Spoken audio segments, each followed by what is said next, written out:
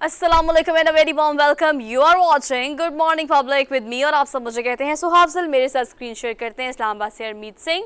उनसे भी बात करते हैं इस हवाले से, लेकिन मौजूदा मुल्क की सूरत हाल या अगर हम लाहौर की बात करें तो लाहौर के रहने वाले जानते हैं कि लोग कल ख़ास तौर पर लाहौर शहर में काफ़ी खौफ व हरास फैला रहा। वो इसलिए क्योंकि दफ़ा 144 का नफाज जो है वो निगरान हुकूमत की जानिब से किया गया, जबकि सुप्रीम कोर्ट के अगर उस फैसले की बात करें जिसके बाद इलेक्शन कमीशन ने 30 अप्रैल तक की तारीख दी है इलेक्शन के लिए। इलेक्शन होगी तो कैंपेन भी होगी, लेकिन कैंपेन के लिए अगर निगरान हुकूमत की बात की जाए तो ख़ास तौर पर उनकी जिम्मेदारी सिर्फ और सिर्फ इतनी है कि इस चीज़ को मेक श्योर किया जाए कि गैर जानिबदाराना और बिल्कुल ट्रांसपेरेंट इलेक्शन हो। लेकिन उसके बावजूद भी 8 दिन के लिए, एक दो दिन के लिए नहीं बल्कि 8 दिन के लिए दफ़ा 144 के नफाज के लिए कल अगर हमने देखा तो पुलिस और पाकिस्तान तहरीक इंसाफ के दरमियान पर एक झड़प, जिसपे आपने देखा कि शेलिंग का इस्तेमाल भी किया गया और वाटर कैंस का इस्तेमाल भी किया गया, लाठी चार्ज भी किया गया। और पाकिस्तान तहरीक इंसाफ की जानिब से ये भी कहा जा रहा है कि एक ऐसा कारकुन जिसका ताल्लुक पाकिस्तान तहरीक इंसाफ से था, उसका कत्ल भी पुलिस की जानिब से किया गया है। खैर, अदालत से रजू करने की बातचीत की जा रही है, लेकिन निगरान हुकूमत की ये कारकर्दगी या निगरान हुकूमत की ये इंटरफेरेंस जो है वो ये दिखाना चाह रही है, ये बताना चाह रही है कि इलेक्शन के लिए कैंपेन जो भी आज़ादाना किसी भी पार्टी का हक हुआ करता है, इलेक्शन कमीशन के हुक्म के बाद और तारीख के बाद और शेड्यूल के बाद रैली को या फिर किसी भी किस्म की एक्टिविटी को जो कि इससे रिलेटेड हो कि आपने कैंपेन करनी है इलेक्शंस को लेके, उसमें उसको रोकना या किसी भी चीज़ का रखना डालना ये किसी तौर पर भी काबिल कबूल नहीं है। जिसकी वजह से कल लाहौर में काफ़ी हमने फसाद देखा और पुलिस और कारकुनान के दरमियान एक झड़पें जो ऑन एंड ऑफ आती रही, जिसमें गाड़ियों के शीशे तोड़े गए, खातन जो निहत्ती थी उनको भी टारगेट किया गया। खैर, ये मौजूदा सूरत हाल है लाहौर की, इस पर हम डिटेल में बात तो करेंगे अपने प्रोग्राम में, लेकिन हरमीत के पास चलते हैं और उनसे भी उनको भी प्रोग्राम में इनकॉर्पोरेट करते हैं। हरमीत, अस्सलाम वालेकुम, गुड मॉर्निंग फ्रॉम लाहौर, कैसे हैं आप?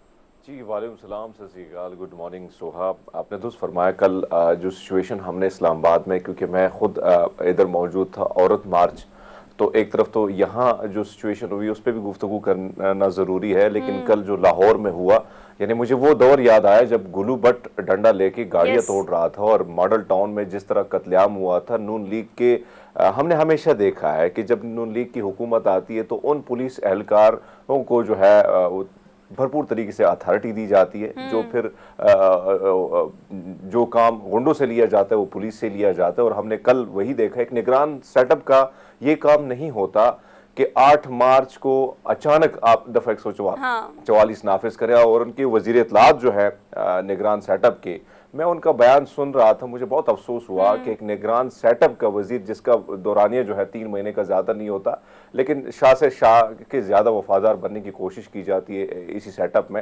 तो अब ये देखिए कि मोहसिन नकवी साहब जो हैं एक सहाफ़ी के तौर पर जाने जाते हैं, लेकिन हमने कल देखा तरीके से डंडे बरसाए गए और फिर एक मासूम से इंसान का, जिस सोशल मीडिया पे उसकी तस्वीर, उसकी वीडियो जिस तरह गर्दिश कर रही हैं, वो बहुत बेहमाना कत्ल, अगर आप विजुअल में देखें, वो बिल्कुल जिंदा सलामत वैन में बैठा हमें नजर आता है।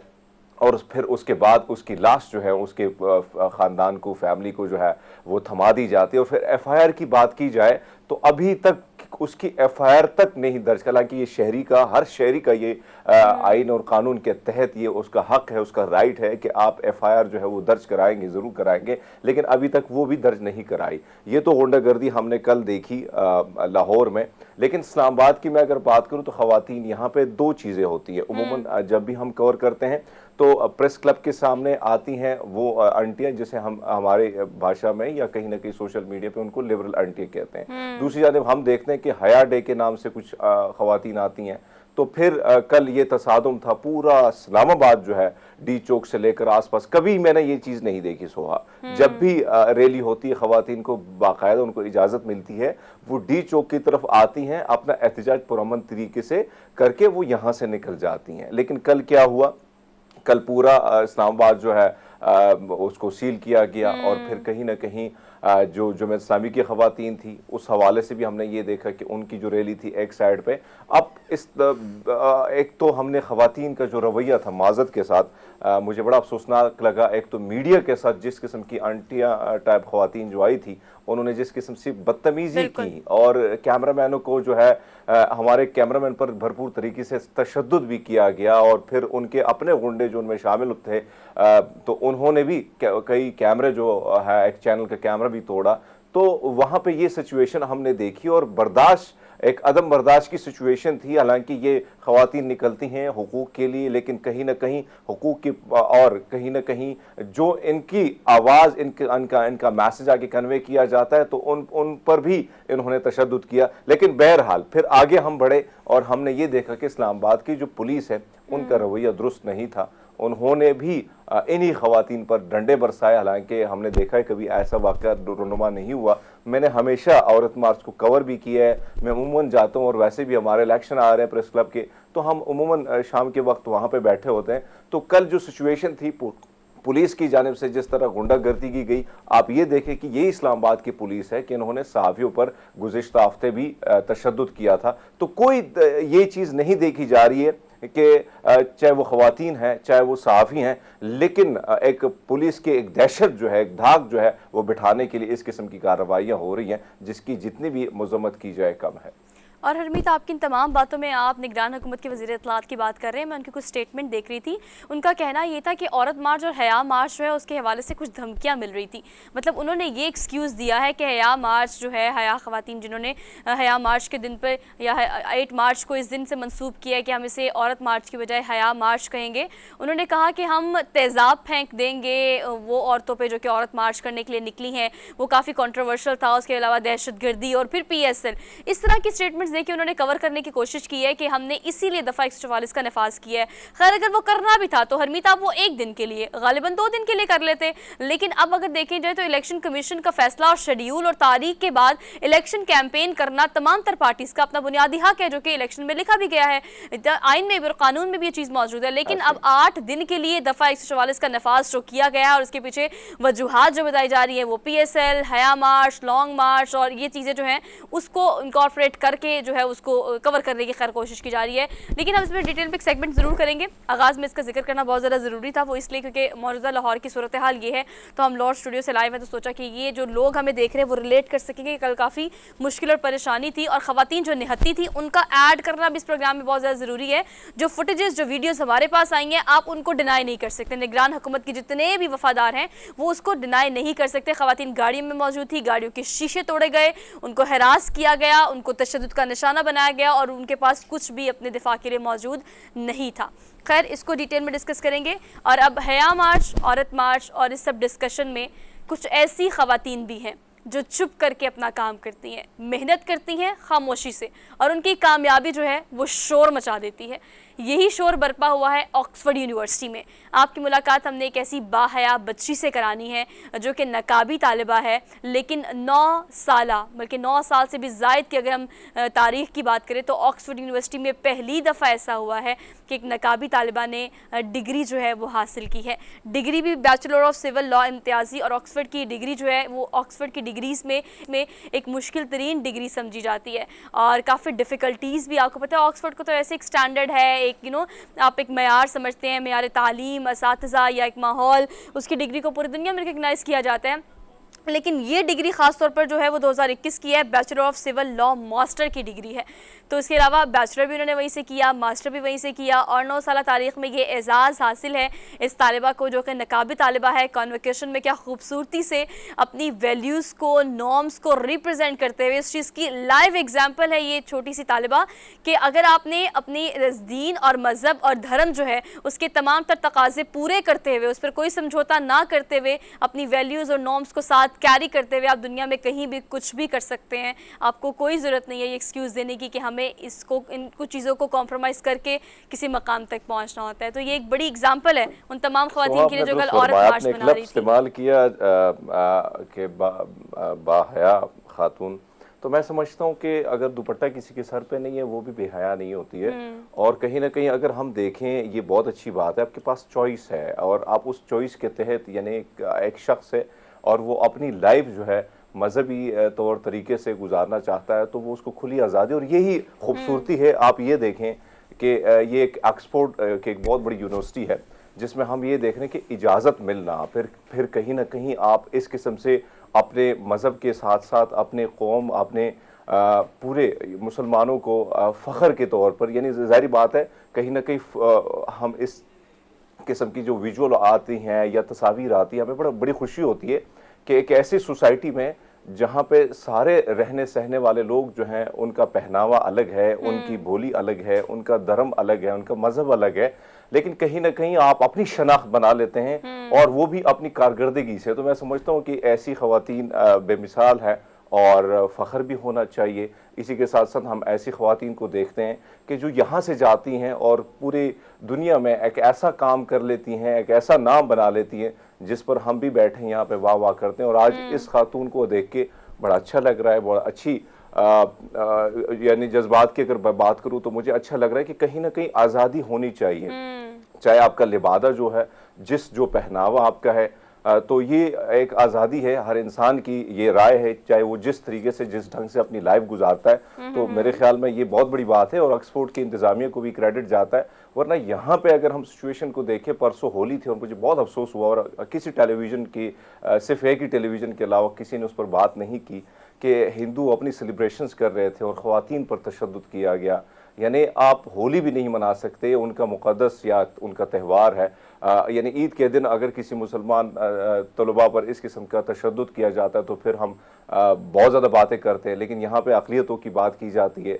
तो फिर ये भी शामिल करना लाजिम है कि कहीं ना कहीं हुकूक सबके साझे होने चाहिए और इससे किसी के ईमान को ख़तरा नहीं होना चाहिए कि अगर कोई त्यौहार अपनी खुशियाँ जो है वो सेलिब्रेट करता है, हमें सबकी खुशियों में शामिल होना चाहिए। चाहे ईद आती है, दिवाली आती है, वैसाखी आती है, रल मिल के रहना चाहिए, क्योंकि त्यौहार जो भी आता है वो खुशियों का पैगाम लेके आता है। बहरहाल खातून की तो मैंने जिक्र करना लाजिम समझा, एक बहुत अच्छी बात है और ऑक्सफोर्ड यूनिवर्सिटी को, इंतज़ामिया को ये क्रेडिट जाता है और इस खातून को हमारी तरफ से हम खराज तहसीन पेश करते हैं कि वो आज भी डट खड़ी है अपने दीन, अपने मजहब, अपने रव रिवाज पे, अपने रस्म रिवाज पे, और उन्होंने वो डिग्री हासिल की। और हरमीत, मैं खुद इस चीज़ की बहुत बड़ी हामी हूँ कि आपकी ये अपनी चॉइस है कि आप अपने आप को कैसे कैरी करना चाहते हैं, लेकिन इस खातून ने जिस चीज़ की एग्जाम्पल दी है वो ये है कि आपका दीन, धर्म या उसके जो तकाज़े हैं उन पर समझौता किए बगैर भी कामयाबी हासिल की जा सकती है, जो कि बेसिकली हमारे दीन के ख़ास तौर पर तकाज़े जो हैं वो हमें यही सिखाते हैं। लेकिन इस खातून की कामयाबी जो है उसको हम चेरिश करते हैं, चूँकि मुसलमान हैं और ब्रिटिश वहाँ पर नेशनल हैं, लेकिन जो रिप्रेजेंट किया उन्होंने पूरी दुनिया की ख़वातीन को, वो काबिल सताइश है। तो इसलिए उसको प्रोग्राम में शामिल करना बहुत ज़्यादा ज़रूरी था। खैर, आगे बढ़ते हैं, आज का रन डाउन आपसे शेयर करते हैं। Let's talk about top stories. Top stories में टॉप ऑफ दी और लाहौर की मौजूदा सूरत हाल पर भी हम बात करेंगे। एक दफ़ा 144 के नफाज के बाद मुल्क की मौजूदा सूरत हाल जो है ख़ासतौर पर लाहौर में बहुत ख़राब नज़र आ रही है, लेकिन इलेक्शन कमीशन की जानिब से तारीख और शेड्यूल दोनों ही जारी कर दिए गए हैं। तो इंतखाबात, उसकी कैंपेन और अवामी मैंडेट के लिए अब हमें थोड़ा सा इंतज़ार करना पड़ेगा, ताकि उसके बाद किसी हद तक पिक्चर क्लियर हो जाए कि अभी हमारी आवाम जमहूरियत के साथ है या किस पार्टी के साथ है या किसको अक्सरियत से एक बार फिर से इक़्तिदार में लाना चाहती है। तो ये मैंडेट अवामी जो है काफ़ी हद तक क्लियर हो जाएगा। इस पर बात करेंगे आज की टॉप स्टोरीज में डिटेल के साथ। खैर, आगे बढ़ेंगे, हम एक ज़बरदस्ती रिपोर्ट आपको दिखाएंगे, क्योंकि समर्स हमने ऑफिशियली वेलकम कर दिया है समर्स को, और लाहौर में तो सूरत हाल बहुत ख़राब हो गई है, पंखों के बगैर अब नहीं बैठ सकते। रात को थोड़ी सी खुन की बाकी थी 2-4 दिन पहले, लेकिन अब रात को भी सूरत हाल जो है वो फील होना शुरू हो जाती है कि गर्मी इज़ कमिंग टू अस, तो वो वाली फील जो है वो आना शुरू हो गई है। तो इसमें अब ठंडे मशरूबात और वो चीज़ें जो आपको ठंडा ठार फील दे। हमें तो जैकेट अभी पहनी पड़ती है, सुबह के टाइम और शाम के टाइम, यानी ठंड है। हमारे हालात बहुत बुरे हैं। बात दुरुस्त है कि लाहौर में 10 तक जो है वो गर्मियाँ दे चुकी हैं, और कहीं ना कहीं मेरा और आपका फेवरेट मौसम जो है वो मौसम सरमा है। अब वो जा रहा है तो मुझे भी दुख हो रहा है और आपको भी लग रहा है कि भाई दुख ज्यादा हो रहा है। मेरा तो दुख बहुत ज्यादा है। खैर, लेकिन मैं सोच रही हूँ कि सर्दियों को एंजॉय करने के लिए ना, और जाती जाती सर्दी को एंजॉय करने के लिए मुझे लगता है इस्लामाबाद से आगे 2-4 नॉर्दर्न एरियाज का एक दफा विजिट कर लेना चाहिए। मैं आज ही प्रोग्राम के आगाज में सोच रही थी कि मेरा शदीद दिल कर रहा है और मुझे माउंटेन एंजाइटी नहीं होती, मुझे वो होना शुरू हो गई है। खैर, सर्दियाँ जाने से पहले एक दफा सर्दियों को भरपूर एंजॉय करने के लिए आपको भी जो बन पड़ता है करने, एक आधा चक्कर लगा ही लें। खास तौर पर तो इस्लामाबाद है, करीब तर है, वो जा भी सकते हैं। खैर, हमें तो लाहौर से आना पड़ता है, लेकिन प्लान फॉर योर सेल्फ। अच्छा जी, हमने बात करनी है गर्मी की, तो गर्मी में ठंडे ठार मशरूबात की भी बात कर लेते हैं, गन्ने की बात कर लेते हैं, या वो गंडेरियाँ जो आप खाते हैं, जो मुझे स्क्रीन के उस तरफ लोग देख रहे हैं उनको पता है कि वो गर्मियों में कितना आपको ना राहत और ठंड वाली फील देती हैं। खैर, गंडेरियों की अगर हम बात करें तो आपको पता है कि गन्ने से ही इनको बनाया जाता है, गन्ने का रस बहुत पिया जाता है, उसको लोग बहुत पसंद करते हैं। खैर, गन्ने का सीज़न आजकल अरूज पर है। कहाँ पर? खासतौर पर मर्दान से ये रिपोर्ट है जिसको हम आपको दिखाएंगे, डिटेल में हम इसको फिर आपसे डिस्कस भी करेंगे कि आपको ये रॉ फॉर्म जो है वो किस तरह से खानी ज़्यादा अच्छी लगती है, मतलब गंडेरियों की फॉर्म में, गन्ने की फॉर्म में, या रस के फॉर्म में, या फिर अगर आप गन्ने का रस पीना चाहते हैं। ऑल्दो इसको डिस्कस करेंगे। आज एक बड़ा अच्छा सा टॉपिक हमारी टीम ने ढूंढ के रखा है हमारे प्रोग्राम में हरमीत, वो ये कि आपने सुना होगा, हम अक्सर कहते हैं, बल्कि हम क्या कहते हैं, रियलिटी भी है कि आपसे प्यार मोहब्बत खैर नहीं, आपकी इज्जत नहीं होती, आपकी सीट की इज्जत होती है, या आपसे लोग ताल्लुक नहीं बनाते, आपकी ताकत से ताल्लुक बनाते हैं। तो ये जो हम मेटेरियलिस्टिक होते चले जा रहे हैं, मादा परस्ती जो इतनी अरूज पर पहुंच गई है, शायद ही कोई इक्का दुक्का आपकी वर्क सर्कल में इस तरह की पर्सनालिटीज़ हो जो खुलूस से, मोहब्बत से, अखलाकियात से आपके साथ जुड़ना चाहती हूँ। मैं ये नहीं कह रही कि नहीं होते, लोग होते हैं, मोहब्बत करते हैं, प्यार करते हैं, आपसे खुलूस के साथ चलते हैं, ताल्लुकात बनाते हैं और ताल्लुकात रहती ज़िंदगी तक आपके साथ रहते हैं। लेकिन अगर 100% की बात की जाए तो 80% से 90% हरमीत सिर्फ वो ताल्लुकात आपके इर्द गिर्द होते हैं जिनको आपसे कोई गर्ज होता है, जिनसे आपको कोई मुफाद होता है। आप भी यही करते हो ना? फरमाया, जिंदगी इस किस्म से बदल चुकी है, इस किस्म से हालात हमें देखने पड़ रहे हैं कि वो कहीं ना कहीं घर पे भी आपको देखने पड़ते हैं। यानी 5 बच्चे हैं तो एक बच्चा ज़्यादा कमाता है तो फिर आप अंदाज़ा लगा लें कि कहीं ना कहीं उसकी रिस्पेक्ट और उसकी इज्जत थोड़ी ज़्यादा की जाती है। जो नहीं कमा रहा उसको सुनना गवारा भी कोई नहीं समझता। तो ये बात दुरुस्त है कि कहीं ना कहीं हम उस सोसाइटी में दाखिल हो रहे हैं जहाँ पे सिर्फ और सिर्फ ताकत, पैसा और कहीं ना कहीं आपके जो ताल्लुकात हैं उसी बिना पर आपसे लोग ताल्लुकात रखते हैं। और यही चीज़ हम अब देख रहे हैं, जिसमें बहुत ज़्यादा हम देख रहे हैं कि शिद्दत से चीज़ें बदल रही हैं और चीज़ें इसमें ज़्यादा आ रही हैं। तो बहरहाल ये अच्छा टॉपिक है और इस पर गुफ्तगू लाजिम है। अगर हम ये कहते हैं ना बहुत मटेरियलिस्टिक है तो हमें गुस्सा आता है इस बात पे, हम ऑन भी नहीं करते ना इस चीज़ को कि हमें पैसे से मोहब्बत है, या हमें पैसा चाहिए, या मेरा वो दोस्त, या मेरा वो कज़न, या मेरी वो बेटी, या मेरा वो बेटा बहुत कमाता है, भी उसके पास तो बहुत पैसे हैं, अच्छी गाड़ी है, अच्छा बैंक बैलेंस है। फिर हम उस चीज़ को बढ़ा चढ़ा कर बयान भी करते हैं, उस चीज़ पर प्राउड भी करते हैं और फिर उसको एक्सेप्ट भी नहीं करते हैं। खैर, मटेरियलिस्टिक वर्ल्ड में इस वक्त खुलूस मोहब्बत के ताल्लुक बहुत कम है, लेकिन अब ये क्यों बढ़ता जा रहा है रुझान? जो खुलूस मोहब्बत के ताल्लुकात हैं वो भी कभी ना कभी पैसे या इस मुश्किल के नज़र हो ही जाते हैं। तो इस पर हम आज की साइकोलॉजिकल बड़ा टची सा टॉपिक है, इसको आज के प्रोग्राम में टॉप स्टोरी में हम डिटेल में डिस्कस करेंगे। खैर, गर्मी जो है वो तो आ गई है हरमीत, लेकिन आप सोचें क्लाइमेट चेंज की वजह से इस दफ़ा की गर्मी अपने वक्त से बहुत पहले आ गई है। क्योंकि रमज़ान भी आ रहा है तो ये एक्सपेक्ट किया जा रहा है कि हीट वेव्स जो है वो मार्च में और अप्रैल में बहुत ज़्यादा हिट करेगी कुछ इलाकों को, जिसमें लाहौर भी आता है, इस्लामाबाद को भी कहा जा रहा है, कराची तो खैर आपको पता है पहले सूरत हाल वहाँ मौसम की कैसी है।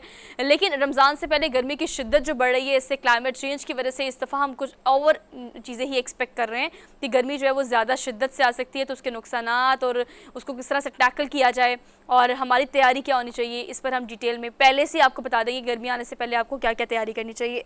इसके अलावा थोड़ी सेहत की बात कर लेते हैं, थोड़े आपके फ़िट रहने की बात कर लेते हैं, जो कि आप सिर्फ आपको लगता है कि खाने से फ़िट हो सकते हैं या जिम जाने से फ़िट हो सकते हैं या फिर आपको एक्सरसाइज करनी पड़ेगी। यहाँ के पीस के लिए एक बड़ी अहम चीज़ जिसको मैं अपने प्रोग्राम में कई दफ़ा शामिल कर चुकी हूँ और हरमीत हम इस पर कई दफ़ा बात कर चुके हैं, लेकिन इसका रुझान बहुत कम है, वो है योगा।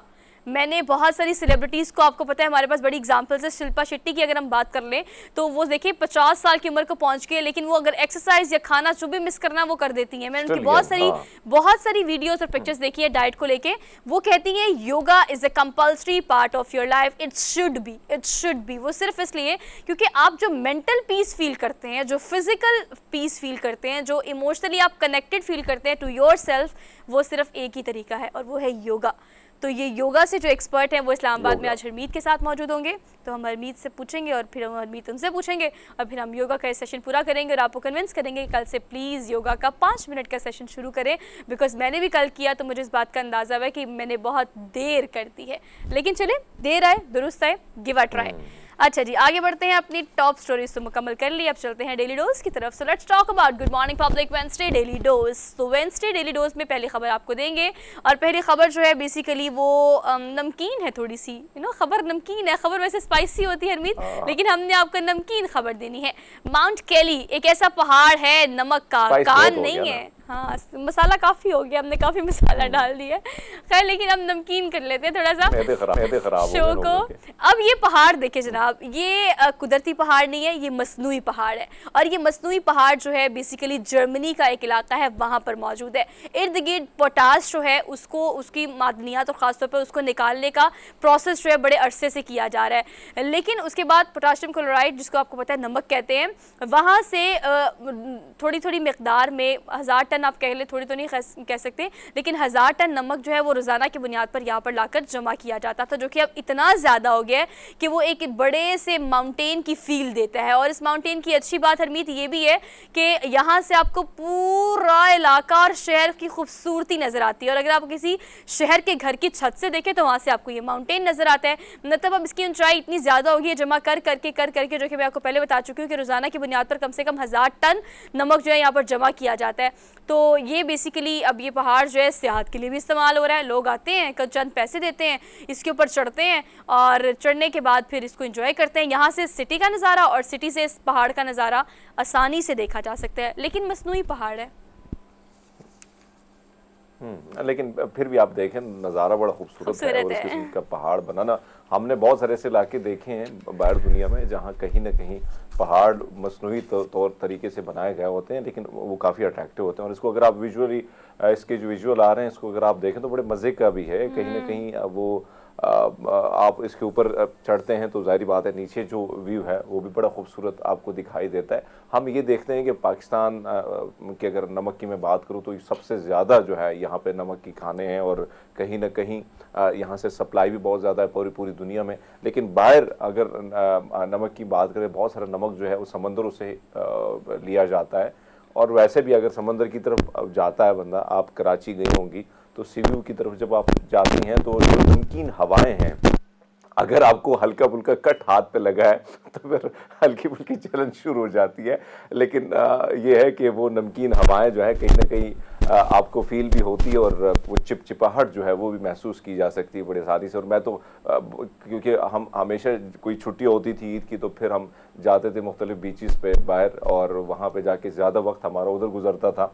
तो वो पानी काफ़ी नमकीन होता है। लेकिन यहाँ की बात की जाए, जर्मनी की बात की जाए, तो उन्होंने भी इसको, एक जाहिर बात है ज़िंदगी की ज़रूरत है और उसका इस्तेमाल भी है, तो कहीं ना कहीं एक नज़ारा भी किया जा सकता है। उसका इस्तेमाल रोज़मर्रा की ज़िंदगी में उसका इस्तेमाल भी है। तो मेरे ख्याल लेकिन हमीद, आपको पता है इतने सारे फ़ायदे तो हमने गिनवा दिए हैं, लेकिन आपको पता है इसका नुकसानात भी है। चलिए पहले मैं आपको इसकी हाइट बता देती हूँ। 530 मीटर इसकी हाइट है और इसका जो रकबा है, यानी जो एरिया है, वो है कम से कम 100 एकड़। खैर, आप ये तो बता दिया, आप नुकसानात की बात कर लेते हैं। खैर, इतनी ज़्यादा नुकसान की बात नहीं करनी, बात सिर्फ ये है कि जहाँ पर ये पहाड़ मसनूई बनाया गया है, ज़ेर ज़मीन नमक जो है उसकी मिकदार ज़्यादा और ये फैलता चला जा रहा है, फैल के जंगलात तक पहुँच रहा है। और जहाँ पर जंगलात है वहाँ पर सूरत हाल ये है कि वहाँ पर जो जानवर हैं वो इससे शदीद मुतासिर भी हो रहे हैं। खैर, हमने एक क्विक ब्रेक लेनी है, इमीडिएटली ब्रेक के बाद वापस आते हैं, प्रोग्राम को कंटिन्यू करेंगे। Welcome back after the break. So daily dose तो अभी एक ही आपने सुना था, लेकिन बाकी डेली डोज जो पूरी टीम कलेक्ट करके लेके आई है उसको हम डिस्कस कर लेते हैं with Harmeet and with you guys. So Harmeet, हम बात करेंगे आज सेकंड इस स्विमिंग पूल के बारे में, जिसको देखकर मुझे फौरी तौर पर वेकेशंस जाने का मेरा मूड तो ऑन हो गया। लेकिन ऑब्वियसली आप लोग हमें छुट्टी देंगे तो हम वेकेशंस में जाएंगे। आपके सामने भी रोजाना आके बैठना है, आपको सारे डेली डोज देने हैं, आपसे बातें करनी है। खैर, इस स्विमिंग पूल को देखकर आपको लग रहा होगा कि कोई हवा में सिर्फ उड़ रहा है, वो भी नंगे पाँव, उड़ नहीं रहा बल्कि चल रहा है, वो भी नंगे पाँव।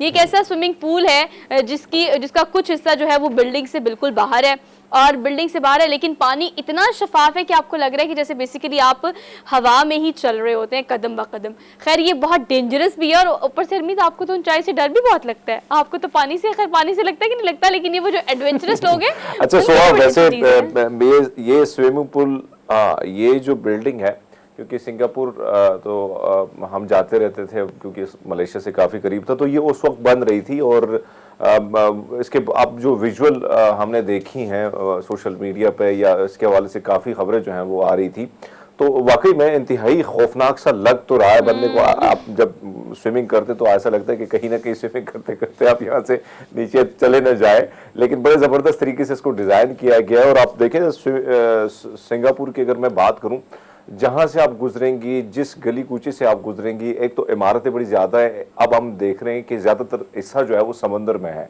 तो समंदर में भी अब कंस्ट्रक्शन का काम, जिस तरह हमने देखा कि दुबई में पूरी सिटी समंदर के अंदर बनाई गई है, इसी तरह अब दुबई सिंगापुर के पास लैंड नहीं है, और आबादी के लिहाज से अगर मैं देखूं तो आबादी को कंट्रोल करने का भी एक ज़बरदस्त तरीका है। लेकिन अब कोशिश की जा रही है कि इस किस्म की बिल्डिंग जो है वो बनाई जाए समंदर में भी। लेकिन ये बड़ा खूबसूरत है, और वैसे स्विमिंग करने का शौक किसका नहीं होता, लेकिन आप इस किस्म की स्विमिंग, मुझे तो खैर खौफ आता है जो ऊंचाई पे मैं जाता हूँ, लेकिन आपने तो फरमाया कि इसमें स्विमिंग करना वाकई एक दलेरी का काम है। कहीं ना कहीं स्विमिंग करते करते जब आखिरी हिस्से पर आप पहुंचेंगे तो ऐसा लगेगा कि अब जाने का टाइम पूरा आ गया।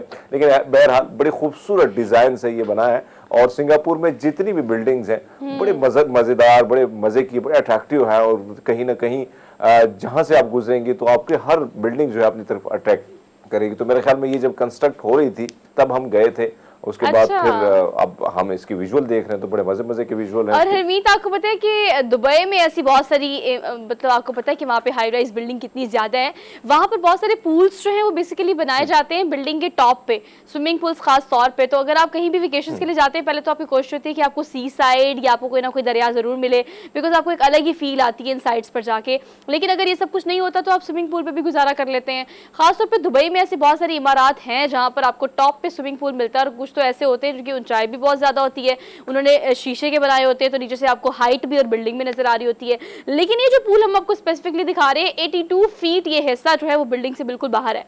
अभी आप देखें कि ये हिस्सा जिसमें वो चल रहे हैं वो बिल्डिंग के अंदर है, और जब अब बाहर निकलेंगे तो लगेगा कि नहीं बिल्डिंग से बाहर जा रहे हैं, लेकिन पानी भी बहुत शफाफ है, तो वो और भी आपको एक और फील दे रहा है। उफ अल्लाह, इतनी हाइट पे तो बंदा क्या है स्विमिंग पूल में स्विमिंग करे, रोंगटे खड़े हो जाए आपके। खैर आप इतना एंजॉय करने के बजाय डरते रहे, लेकिन एडवेंचरस लोगों के लिए बहुत अच्छी अपॉर्चुनिटी है। खैर आगे बढ़ते हैं, अगली खबर आपको देते हैं। अगली खबर इंडोनेशिया से है। इंडोनेशिया का सदियों पुराना कीमती ये मशरूब जिसका वो एक कतरा भी ज़ाया नहीं होने देते। 1300 अगर आप बात करें तो मतलब ओबियसली अगर हम जावा के ज़माने की बात करें, ख़ास तौर पर उस शाही दौर में इस मशरूब को बहुत ज़्यादा यूज़ किया जाता था। आपको पता है उस वक्त आप जंगल में जो भी जड़ी बूटियाँ या जो भी पौधे नबातात मौजूद होते थे, उन्हीं से तरीका इलाज, उन्हीं से तिब किया जाता था। उन्हीं कोई बीमारी हो रही है, कोई परेशानी हो रही है, आपको कोई भी मसला है, तो जड़ी बूटियों से ही इलाज मुआवजा किया जाता था एट दैट टाइम। लेकिन ये रवायत और ये मशरूब जो है वो इतनी सदियां गुजरने के बाद आज भी वैसे का वैसे ही बनाया जाता है, और इस रिवायत को वो बरकरार रखे हुए हैं। लेकिन वो इसको बड़ा मुकद्दस जानते हैं हरमीत, क्योंकि वो इसे कहते हैं कि हमें इससे शफा मिलती है। जावा को खासतौर पर तंदुरुस्ती कहा जाता है इंडोनेशिया में जो ज़बान इस्तेमाल होती है, तो वो इसका एक कतरा भी गिरने नहीं देते। इसको इतना मुकद्दस समझते हैं, पाक समझते हैं, सेहतियाबी। जी जी जी। अब जावा की मैं बात करूं तो जावा जो है एक इलाका है वहां पे, और उनके कबीला है जिसे जावा के नाम से जाना जाता है, और बड़े सख्त किस्म के होते हैं। यानी यहाँ जिस तरह मकरानी है कराची में उसी तरह होते हैं, और लड़ने लुड़ने के लिए जो है एनी टाइम वो रेडी रहते हैं। मेरा काफी वक्त उनके साथ भी गुजरा है। तो ये जड़ी बूटियों का ये जो मशरूब है, एक तो हम वहां पे आज भी अगर आप जाएं इन इलाकों में तो आपको कहीं ना कहीं ऐसा लगेगा कि मैं शायद 1500 सदी या 1400 सदी में दोबारा आ गया हूँ या आ गई हूँ, क्योंकि वहाँ के रीत रिवाज जो है वही पुराने जंगलों में रहन सहन, जड़ी बूटियों से इलाज किया जाता है। और वो जो सहूलियात हैं, बहुत सारे ऐसे इलाके हैं जो बहुत सारी चीज़ों से कटअफ है, उनको ना सोशल मीडिया का पता है, ना टेलीविज़न का पता है, ना किसी अखबार का पता है, और मुख्तलिफ किस्म की जो, और ख़ासकर वहाँ पे कड़वी चीज़ों का बहुत ज़्यादा रुझान है। अगर आप देखें जिन जंगलों में वो रहते हैं, मुझे याद है क्योंकि मैं जिन जंगलों में गया हूँ तो वहाँ पे मच्छर बहुत ज़्यादा होते हैं, और कमाल के मच्छर होते हैं, और काटना, एक तो मेरा ब्लड थोड़ा सा ज़्यादा मीठा है, तो वो मुझे बड़ा फील होता था, और बड़ी परेशानी होती कि अब यहाँ से मैं कैसे निकलूं। लेकिन उनको कोई परवाह नहीं थी। फिर मैंने जब पूछा कि क्या आप लोग क्या इस्तेमाल करते कि मच्छर आपको काटते भी नहीं है, तो उन्होंने कहा जी हम कड़वे मशरूबात जो हैं उसका इस्तेमाल करते हैं, खाने में कमाल की मिर्ची वो डालते हैं। हाँ, खाने मुझे उनके बड़े अच्छे लगते हैं, बड़े स्पाइसी किस्म के, बड़े मज़े किस्म के होते हैं उनके चावल। फिर आयाम गोरिंग उसको कहा जाता है, आयाम गोरिंग बड़े टेस्टी बनता है, और मैंने बड़ी ट्राई की यहाँ बनाने की, पर मैं उसमें मुझे कामयाबी नहीं मिली। लेकिन मुझे कभी कभी दोपहर का टाइम हो और इंडोनेशिया के खाने, अदरक और ये सारी चीज़ें जो है उसमें मिक्स करके एक गोरिंग बनाया जाता है, तो वो बड़े मज़े का होता है। खाने पीने के हवाले से आप पहली बार जब इंडोनेशिया या मलेशिया या इन इलाकों में जाते तो आपको बड़ा मुश्किल लगता है सारी चीज़ें खाना, उनका जायका, टेस्ट। लेकिन जब आप आदी हो जाएं तो फिर आपको वो टेस्ट हमेशा याद आता है। तो मुझे आज भी वो सारी चीजें मैं मिस कर रहा हूँ, लेकिन जड़ी बूटियों का रुझान बहुत ज्यादा है वहां पे। और आपको पता है टेस्ट सिर्फ डेवलप करने की बात है, खासतौर पर आपको पता है जैसे सच कड़वा होता है ना, वैसे ये कड़वी जड़ी बूटियां भी बड़ी फायदेमंद होती हैं। ये आपको अच्छा खासा सेहत मुहैया करती हैं और आप सेहतमंद रहते हैं और फील करते हैं।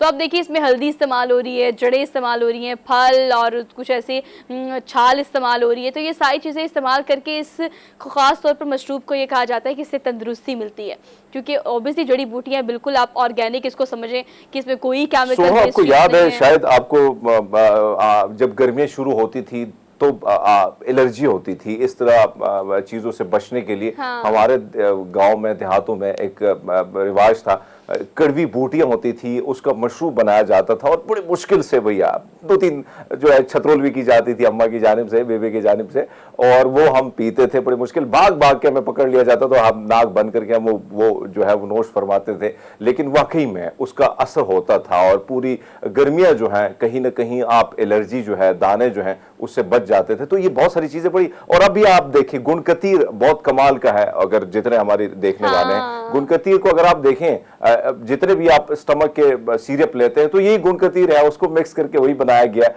तो आप उसको अगर आप लेते हैं तो मैदा आपका पूरा दिन ठंडा रहता है। तो बहुत सारी चीजें ऐसी हैं कहीं ना कहीं उसका इस्तेमाल करके हम जो है वो अपनी लाइफ को आसान भी बना सकते हैं और कहीं ना कहीं सेहतमंद भी रह सकते हैं। और ये सिर्फ इसलिए कि आप we are done with all kind of chemicals now. मुझे लगता है कि आप कोई भी प्रोसेस फूड ले लें, आप कोई भी बाजार से फूड ले लें या बाजार से वो चीज़ें जो आपको लगता है कि बहुत हेल्दी हैं, केमिकल बेस्ड आजकल हर चीज़ है। तो जो ये ऑर्गेनिक प्रोडक्ट्स हैं ना, मुझे लगता है कि हमें इस पर स्विच कर लेना चाहिए, बिकॉज केमिकल्स ने वैसी ज़िंदगियाँ तबाह कर दी हैं। तो जड़ी बूटियाँ वो कड़वी हैं या टेस्ट जो भी उनका डेवलप करें, लेकिन दोबारा से वी शुड मुझे लगता है कि रिवर्स गियर लगाना पड़ेगा और हमें दोबारा से जड़ी बूटियों और नबातात की तरफ और जंगलों की तरफ जाना पड़ेगा अगर हमें लगता है कि हमने अपनी सेहत को बरकरार रखना है या थोड़ी ज़्यादा ज़िंदगी जीनी है। तो थोड़ा कड़वा घूंट तो पीना पड़ेगा ना। खैर आगे बढ़ते हैं, आखिरी खबर आपको देते हैं, last but not the least. ऑस्ट्रेलवी ये शहरी है जिसने 24 घंटे में, कल आपको पुशअप्स की खबर दी थी, आज हमने पुलअप्स की खबर देनी है आपको। देखिए जनाब, लोग कभी उल्टे और कभी सीधे पुशअप्स करके कुछ ना कुछ बना लेते हैं। मुश्किल काम है, लेकिन ये मुझे लगता है पुलअप्स ज्यादा मुश्किल काम है। खैर 24 घंटे में सबसे ज्यादा पुलअप्स लगाने का ये आलमी रिकॉर्ड इन जनाब ने बना लिया है। और 24 घंटे से मुराद है कि मतलब 3 घंटे के अंदर अंदर उन्होंने पुलअप्स मुकम्मल किए हैं। पहले जो तादाद थी वो कुछ 7000 कुछ थी जो पुलअप्स करने की थी, जिसको इन्होंने ब्रेक किया और ब्रेक करके 8000 से जायद पुलअप्स करके आलमी रिकॉर्ड बना लिया है। हरमीत, ये दोनों काम ही इस तरह के हैं कि मेरे ख्याल से जितना आप जिम करें, वर्कआउट करें, सारी जिंदगी आप एथलीट के तौर पर गुजारें तो ही ये पुलअप या सबसे बड़ा मुश्किल काम ये होता है सोहा के पुलअप करना, पुशअप तो हो जाते हैं, लेकिन पुलअप करने के लिए ट्रेनर आपके सामने खड़ा हो और आपने ना किए तो फिर डांट भी पड़ती है। लेकिन वाकई में मुझे 3 सेट लगाने होते हैं और 3 सेट लगाते लगाते 30 का एक सेट होता है, वो लगाते लगाते तो पूरा जिस्म जो है वो जाता है। लेकिन आप यह अंदाजा लगा लें कि उन्होंने कितनी प्रैक्टिस की है, कितना काम की और फिर कमाल किया है। सही कह रहे हैं हरमीत, मतलब आपको यही ऑब्वियसली अगर आपके बॉडी इस चीज़ की यूज टू है, रात को मैंने मतलब हल्की सी वॉक की कोई 40 मिनट और थोड़ी सी एक्सरसाइज की तो मुझे बहुत सारा सांस चढ़ गया। ऑब्वियसली ये बड़ी ऐसी बात है कि जो हमें स्क्रीन पर शेयर नहीं करनी चाहिए, लेकिन आपको भी इस चीज़ की प्रैक्टिस करके देखिए, अगर आपको बहुत ज़्यादा सांस चढ़ता है कोई भी ऐसी फिजिकल एक्टिविटी करने की वजह से, तो आप सोचें कि आप हेल्दी नहीं है। इसको डायग्नोज करें, रियलाइज़ करें, थोड़ा बहुत चहलकदमी करके अपनी जान बचा लें। वक्त अभी है, बाकी है। अगर आप ज़िंदगी जीना चाहते हैं तो अपनी सेहत का ख्याल रखें। यही मैसेज है जो हमने आपको एंड पे देना है। एक क्विक ब्रेक लेनी है, वापस आते हैं। Keep watching good morning public, welcome back after the break. So गर्मी आ गई है, ऑफिशियली समर्स को हमने वार्म वेलकम तो कर ही दिया है, लेकिन आप तैयारी भी कर लें ठंडे मशरूबात की। या अगर खास तौर पर जैसे मैंने शुरू में आपसे कहा था कि आज हमने गन्ने की प्रोडक्शन से लेके गुड़ बनने तक का जो पूरा प्रोसीजर होता है, उसमें हमने आज आपको एक ज़बरदस्त रिपोर्ट दिखानी है। और वो रिपोर्ट क्या है देखकर आप वापस आए, फिर कंटिन्यू करते हैं। Have a look. पख्तूनख्वा का दूसरा बड़ा जिला मर्दान पाकिस्तान की बेहतरीन जरी इलाके के तौर पर जाना जाता है। इसकी जमीन तंबाकू और खासकर गन्ने की काश्त के लिए बहुत मौजू है, इसी वजह से इसे गन्ने की जमीन भी कहा जाता है। गन्ने का सीजन नवंबर के महीने से लेकर मार्च मार्च के आखिरी तक चलता रहता है। गुड़ बनाने का तरीका आजकल आसान है बनिस्बत पुराने ज़माने के, लेकिन अखराजात ज़्यादा होने की वजह से मुनाफा बहुत कम है। गन्ने से गुड़ तक सफर एक मुश्किल मराहिल से गुजरता है। खेतों से गन्ने काटने के बाद कारखाने में ले जाकर इससे जूस निकालने का अमल शुरू किया जाता है और फिर इसको एक बड़ी कड़ाही में पकाते हैं। गाढ़ा होने के बाद इसको जल्दी ठंडा करने के लिए मिट्टी के एक बड़ी तश्तरी में डालकर इससे गुड़ बनाते हैं। यहाँ गुड़ बनाने के कारखाने जो हम पुश्तों में इनको गाड़े कहते हैं, गुड़ बनाने के तरीके वो तो हमने देख लिए, लेकिन इधर ज़मींदार के मसले हैं, मसाइल हैं, जिसके हल के लिए हम महकमा एग्रीकल्चर से पुरजोर मुतालबा करते हैं जो जितने भी मसाइल है आप पूरी तौर पर हल करें। गन्ने से जूस निकालने के बाद इनके छिलके ईंधन के तौर पर इस्तेमाल किया जाता है, जिसके जरिए इस गुड़ को पकाकर मार्केट में ले जाते हैं। किसानों का कहना है कि मौजूदा महंगाई के इस दौर में गन्ने से गुड़ तक के इस अमल पर खर्चा ज्यादा और मुनाफा कम मिलता है। अगर हुकूमती सतह पर इनकी मदद की जाए तो किसानों के मुश्किलात खत्म होने के साथ गन्ने के पैदावार में इजाफा हो सकता है। कैमरामैन अजब खान के साथ समद अंजुम, पब्लिक न्यूज, मर्दा।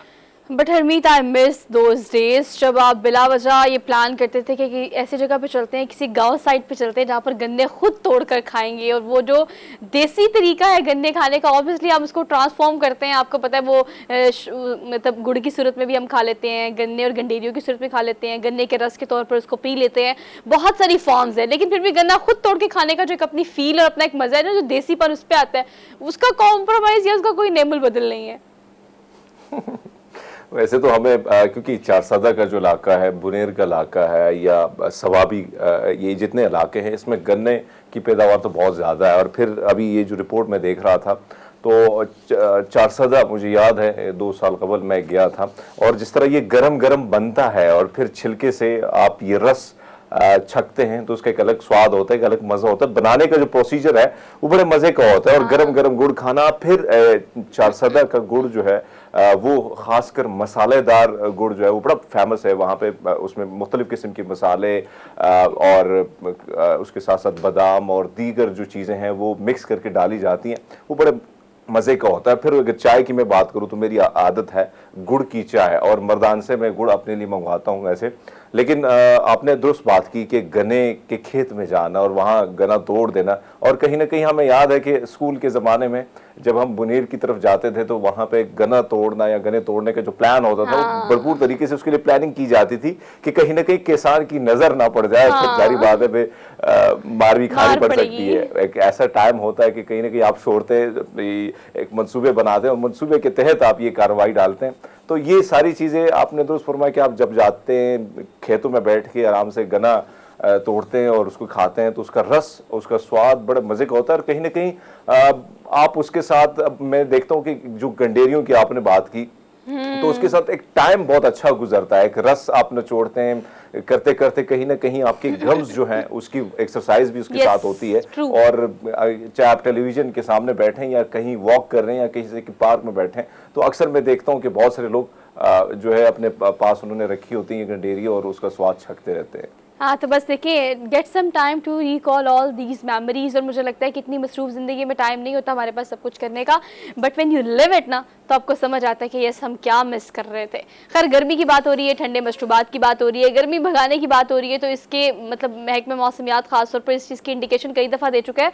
और क्लाइमेट चेंज एक्सपर्ट जो हैं वो भी इस हवाले से कहते हैं कि गर्मी अब बहुत ज़्यादा आएगी। बॉस वो इसलिए क्योंकि गर्मी वक्त से पहले आ गई है, तो वक्त से पहले आ गई है तो इसका मतलब है कि हीट वेव्स जो है वो गालिबन कहा जा रहा है कि मार्च के आखिर तक या मई में शदीद मुतासिर करेगी। खैर, रमज़ान भी आ गया है, इस गर्मी की शिद्दत और हीट वेव का जो इम्कान है इस पर भी हरमीत हमने डिटेल में बात करनी है कि हीट वेव, अगर हम इस्लामाबाद की बात करें तो खासतौर पर देखा जाता है कि हरमीत इस्लामाबाद में चूंकि नॉर्दर्न एरियाज आसपास है तो क्लाइमेट चेंज इतना ज़्यादा इफेक्ट नहीं करता, लेकिन अगर इस्लामाबाद में भी गर्मी होती है तो फिर कड़ाके की गर्मी होती है।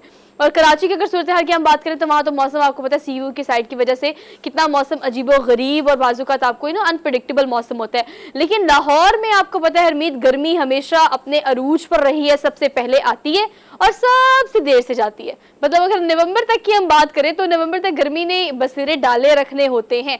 मुझे लगता है कि इस दफ़ा सर्दियाँ तो हरमीत गालिबन 1.5 माह की भी या 1 माह की भी नहीं आई। मतलब शिद्दत से जो सर्दी के दिन थे वो सिर्फ वो दिन थे जब स्मोग आ गई, स्मोग और फॉग मिक्स हो गई और हमें पता नहीं चला सर्दी आई कि नहीं आई, मतलब मिक्स प्रोग्राम ही हो गया। खैर, सर्दी को हमने वैसे जब मैं गांव में था तो मुझे याद है कि मैं सोचता था कि सर्दी इतनी लंबी यही क्यों है। ओह। दौरानिया बहुत लंबा होता था, लेकिन अभी मुझे वैसे अगर मैं गाँव की तरफ जाऊँ तो वहाँ पे आज भी ये दौरानिया उसी तरह है।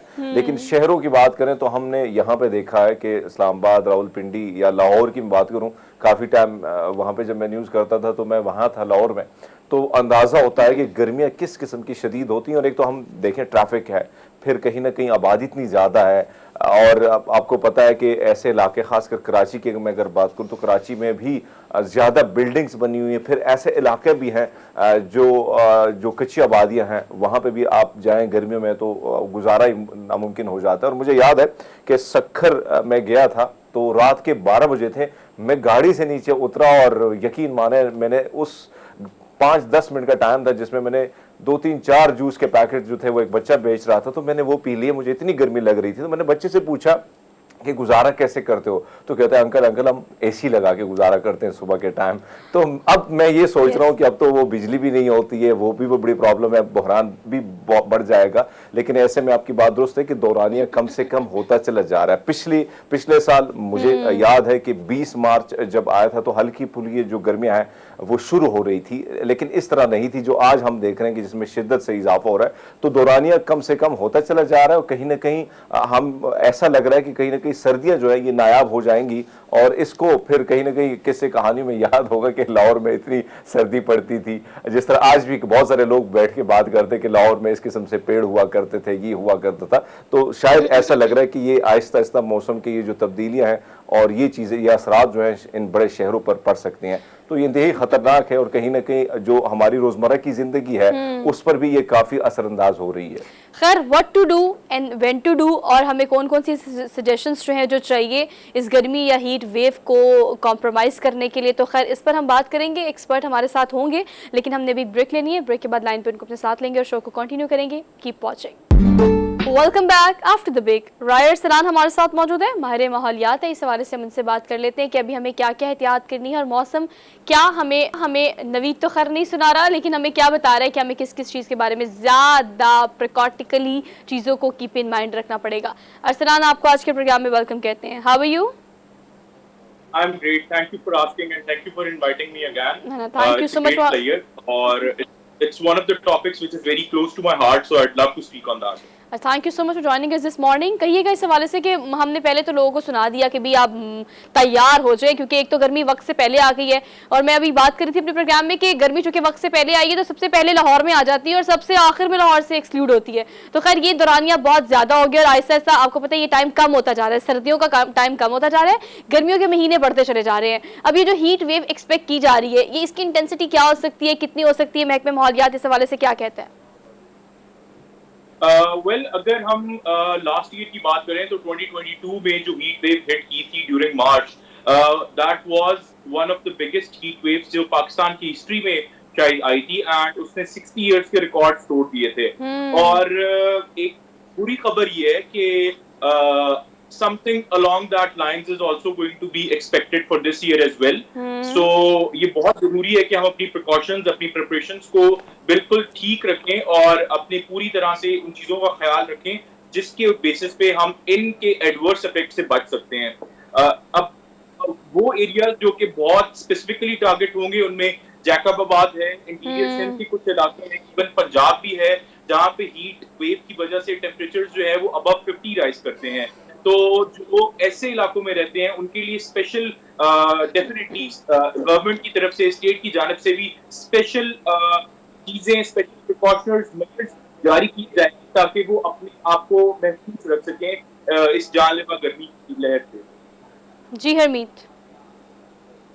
अच्छा, आपसे जानना चाहेंगे सर कि जिस तरह दौरानिया आहिस्ता आहिस्ता हम देख रहे हैं कि बड़े शहरों में कम होता चला जा रहा है और कहीं ना कहीं ऐसा लग रहा है कि सर्दियां जो है वो नायाब हो जाएंगी, आपको क्या लगता है क्या करना चाहिए सर कि मौसम में ये तब्दीलियां जो हैं बड़ी तेजी से पूरी दुनिया में रोनुमा हो रही हैं, लेकिन कहीं ना कहीं हमारे जो शहर थे जिसकी अभी कुछ वक्त पहले हम यही गुफ्तगू कर रहे थे कि फिर किससे कहानियों में चीजें आ जाएंगी कि लाहौर शहर में कभी सर्दी हुआ करती थी, इस्लामाबाद में, तो इस पर को आप कैसे देखते हैं मुस्तकबिल में? सबसे पहली बात तो ये है कि जो आपने सवाल पूछा, it's a very loaded question, इसका कोई सिंपल आंसर नहीं है। क्लाइमेट चेंज एक ऐसा मसला है जो पूरी दुनिया के लिए वबाले जान बन चुका है और ये एक वो चीज है जो जिस एक AI technology and second is the climate change, ये दो ऐसी चीजें हैं जिनके ऊपर इंटरनेशनली ये डिबेट्स चल रही हैं कि this could be the cause of why human race would probably be extinct from this planet. So this is the level of threat that we are dealing with. Unfortunately, हमारे पिछले सालों की जो ह्यूमन हिस्ट्री रही है जिसमें we have developed और उसकी बहुत से सम्राट तो हमने enjoy किए हैं, हमारे लाइफ स्टैंडर्ड्स बहुत अच्छे हो गए हैं, हमारे हेल्थ स्टैंडर्ड्स बहुत अच्छे हो गए हैं, and there are so many things जिनमें हमने बहुत एडवांसमेंट की है, बट एक चीज जिसकी कीमत हमें जो अदा करनी पड़ी है उसके बदले में, that is our climate change, that is our climate. उसको हमने बहुत बुरी तरह से मुतासिर कर दिया है. हमारी दुनिया जो है वो अनकरीब इंटरनेशनल रिपोर्ट्स ये कहती हैं कि within next 100 years it will become unlivable for humans अगर हम इसी तरह से इसी तर्ज से इन अपनी रिसोर्सेज को एक्सप्लॉइट करते जाएंगे और एक प्रॉपर तरीके से यूनाइटेड एफर्ट के थ्रू. ये एक ऐसी चीज है, देखें, जिसको स्पेशली हमारे मुल्क जो कि थोड़े से डेवलपिंग मुल्क हैं जहाँ पे रिसोर्सेज का फुकदान है, वहां पे ऑलरेडी बहुत ज्यादा पॉवर्टी है, ये सारी चीजें हैं. हमारे लिए इनको टैकल करना सिंगल हैंडेडली एक ग्लोबल प्रॉब्लम को थोड़ा सा मुश्किल है. तो इसका सोल्यूशन हमेशा ग्लोबल कोऑपरेशन में आएगा. आप इंटरनेशनल अरसलान आपसे जानना चाहेंगे सर, अगर हम देखें भूटान के बारे में, तो भूटान की जो आइन है उसमें 60% जंगलात जो हैं उनको उनकी कटौती भी नहीं की जाएगी. कहीं ना कहीं सोसाइटी या बिल्डिंग्स वगैरह जो है उसकी इजाज़त नहीं है. और आज भी पूरी दुनिया में अगर सबसे प्योर कहा जाता है वहाँ की ऑक्सीजन को कहा जाता है. तो ऐसे में अगर हम अपनी मुल्क की बात करें सर, हम देखते हैं कि जितनी ज़मीनें हैं, आप देखें यहाँ पे इस्लामाबाद के आसपास ज़मीनें ख़त्म हो चुकी हैं जो हरे भरे खेत थे. इसी तरह लाहौर में जब हम आते थे तो हमें आसपास खेत अब सोसाइटियाँ जो है कंस्ट्रक्शन का काम बड़े तेज़ी से चल रहा है. तो आपको लगता है कि ये बहुत बड़ा नुकसान होगा फ्यूचर में, इसका भी हमें खमियाजा भुगतना पड़ेगा? जी बिल्कुल, यकीनन. फर्स्ट ऑफ ऑल आपने भूटान की एग्जांपल दी, लेकिन मुझे नहीं लगता कि Bhutan is the right example और उसको पाकिस्तान के साथ कंपेयर करना चाहिए, बिकॉज भूटान का पॉपुलेशन साइज, उनका ओवरऑल डेमोग्राफी, जितना वो बहुत छोटा सा मुल्क है. सो उसको मैनेज करना, और गिवन पाकिस्तान की जो हिस्ट्री रही है, पाकिस्तान में ब्रिटिश इंडिया ने यहाँ पे जो प्री पार्टीशन था तब से वो एक्सपोर्ट ऑफ गुड्स स्टार्ट हुई. और अगर हम हिस्ट्री में देखें, because for me and I believe it's very important कि अगर आपने प्रेजेंट की प्रॉब्लम्स को समझना है तो हमें अपने पास्ट से कुछ सबक जरूर सीखने होंगे. हमें अपनी तारीख में जरूर वापस जाना होगा और देखना होगा कि क्या हमने ऐसा गलत किया जिसकी वजह से हम यहाँ तक पहुंचे. तो उसकी सबसे बड़ी रीजन यही है कि जो दुनिया में जो डेवलप्ड मुल्क हैं उन्होंने तरक्की की और उन्होंने बहुत ज्यादा इक्तिसादी तरक्की भी की. तब शायद ये बात इतनी अहम नहीं थी कि आज ये जो धुआं हम हवा में खारिज कर रहे हैं, या ये जो गाड़ियां धड़ाधड़, या ये जो बड़ी बड़ी मशीनें हम लगा रहे हैं और कोल को इस्तेमाल कर रहे हैं specifically for longer period of time, जो कि ब्रिटिश इंडिया और बहुत सी जो कॉलोनाइजिंग पावर्स थी उन्होंने भी किया. जिसकी वजह से वो फॉसिल फ्यूल्स को आपने इतने सालों तक, इतने डेकेड्स तक इतना एक्सप्लॉइट किया है, जिसमें पेट्रोल है, जिसमें आपका कोल से बना हुआ फ्यूल है, जिसकी वजह से ये सारी चीजें फिर हवा में वो गर्मी पैदा हो रही है और इसके अलावा CO2 एमिशंस हो रही हैं, जिसकी वजह से ग्लेशियर्स मेल्ट हो रहे हैं, जिसकी वजह से फ्लड्स आते हैं.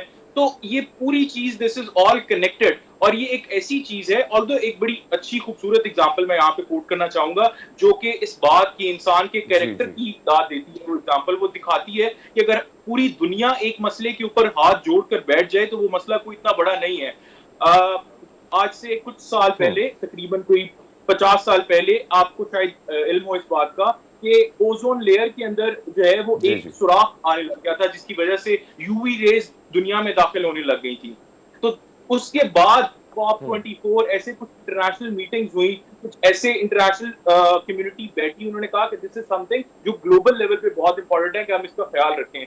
तो उन सारी चीजों के ऊपर जिसकी वजह से जो कंट्रीब्यूट करती थी ओजोन लेयर को खराब करने में, ओजोन लेयर मैं थोड़ा सा बताता चलूं अपने व्यूअर्स के लिए कि this is basically the protective shield जो कि पूरी दुनिया के ग्लोब के इर्द है, जो हमें बचाती है सूरज की अल्ट्रावायलेट रे से, ऐसी रे से जो अगर हमारी यहाँ पे इस एटमॉस्फेयर में, इस दुनिया में दाखिल हो जाएं तो तो उससे बहुत ही खतरनाक रिजल्ट हो सकते हैं। वो आपकी स्किन बर्न कर सकती है, उससे एसिड रेन प्रोड्यूस हो सकती है। तो वो एक लेयर में से छोटा सा सुराख हो गया था और उसकी भी वजह यही थी कि हमने उसको एक्सप्लॉइट किया। ऐसी एमिशंस हम हवा में छोड़ रहे थे कि वो उसको वहां पे जाके खराब कर रही थी, जिसके ऊपर पूरी दुनिया ने काम किया। और आज 40-50 साल बाद this is one of the biggest achievements of human race कि हमने उसको खत्म कर चुके हैं। हम उसके ऊपर हमने पूरा उसके ऊपर अबूर हासिल कर लिया इन अ वे कि अब वहां पे सुराख नहीं है and we have gone from worse towards something which is good. This is the same case with climate change. Until and unless पूरी दुनिया इसके ऊपर and specially the super powers जिनके पास रिसोर्सेज भी हैं, जिनके पास पावर भी है और जिन लोगों ने असल में ये क्लाइमेट चेंज खराब भी किया है। देखिए हमारी इंडस्ट्री इतनी बड़ी नहीं थी शुरू से ही कि हम इतनी ज्यादा एमिशंस करते और क्लाइमेट चेंज को खराब करते। असल जो कल्प्रिट्स हैं वो लोग हैं जिन्होंने इससे फायदा उठाया और आज वो सुपर पावर्स बन के बैठे हुए हैं। अच्छा राइसलान, सॉरी फॉर द इंटरप्शन, लेकिन मैं आपसे पूछना चाहती हूँ, नाउ डैमेज इज डन ना। सिचुएशन ये है कि अब जो डैमेज हो चुका है, ये जो सिचुएशन उसको रिवर्स तो हम कर सकते नहीं है।